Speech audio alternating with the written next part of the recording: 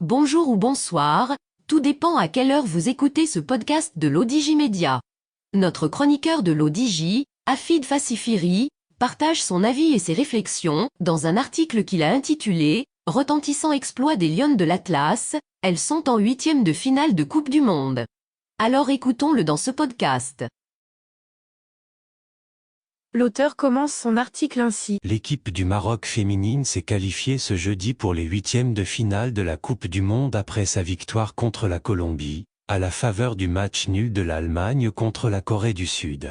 On s'attendait à un baroud d'honneur, on a eu droit à une tebourida.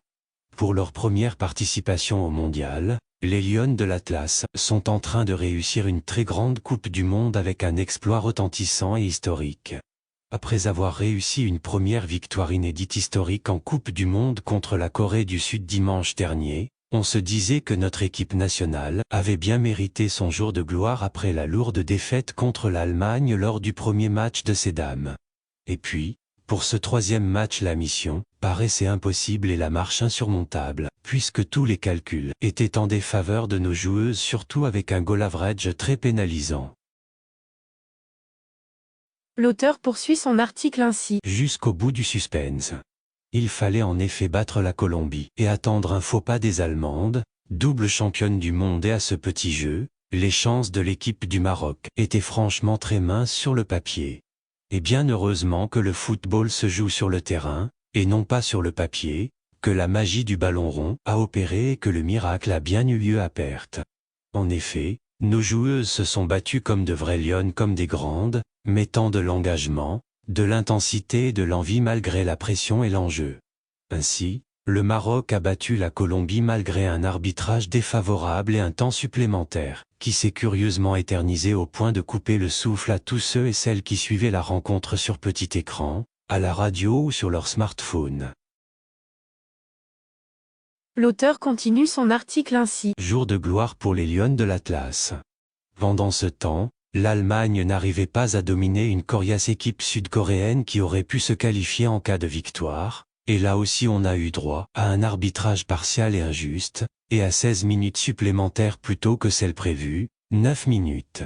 Sans parler des coups francs non sifflés pour les Coréennes. Autrement dit, on a cherché à favoriser l'Allemagne pour qu'elle passe, mais contre toute attente, l'équipe du Maroc est au second tour contre l'adversité et contre l'arbitrage favorable aux Européennes. L'équipe du Maroc jouera son 8e mardi prochain contre l'équipe de France de notre vieille connaissance Hervé Renard. Un rendez-vous à ne manquer sous aucun prétexte. En signant ce succès face aux Colombiennes, les Lionnes sont entrées dans l'histoire du football féminin mondial, arabe et musulman, puisqu'il s'agit d'une grande première.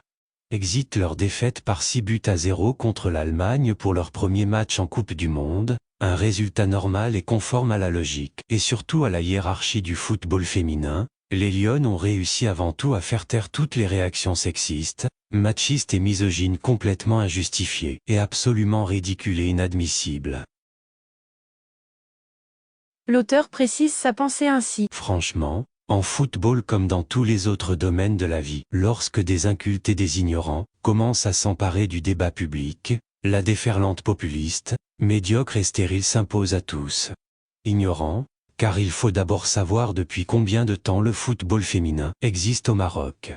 Ignorants et incultes, oui, car on ne peut avoir pour les filles le même niveau d'ambition et les mêmes attentes que pour les garçons. Depuis quand le football féminin a une vraie botola ? Et depuis quand nous avons une équipe nationale féminine, qui de surcroît a réussi à se qualifier pour le mondial, après avoir joué la finale de la CAN, et qui aujourd'hui est en 8e alors que le Brésil, l'Allemagne et le Canada rentrent à la maison après leur élimination. L'auteur mentionne ainsi. Une joie immense, merci de nous faire rêver.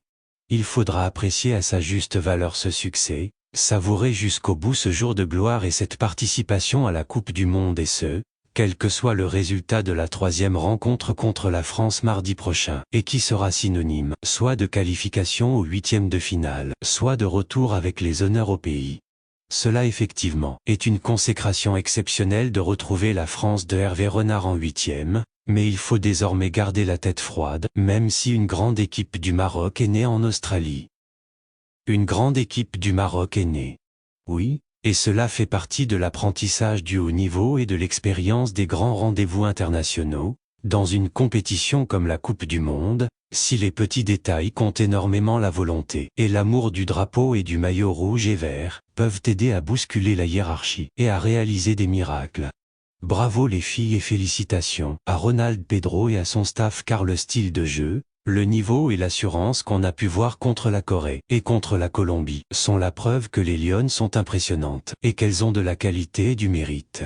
Après Doha et la magie de Walid Regragui, le drapeau national brille encore de Melbourne à Perth, en passant par Sydney grâce à Ronald Pedro et ses filles Noella Benzina, Tagnaou, Shebak, Elodie, Jredi et toutes les autres sans aucune exception.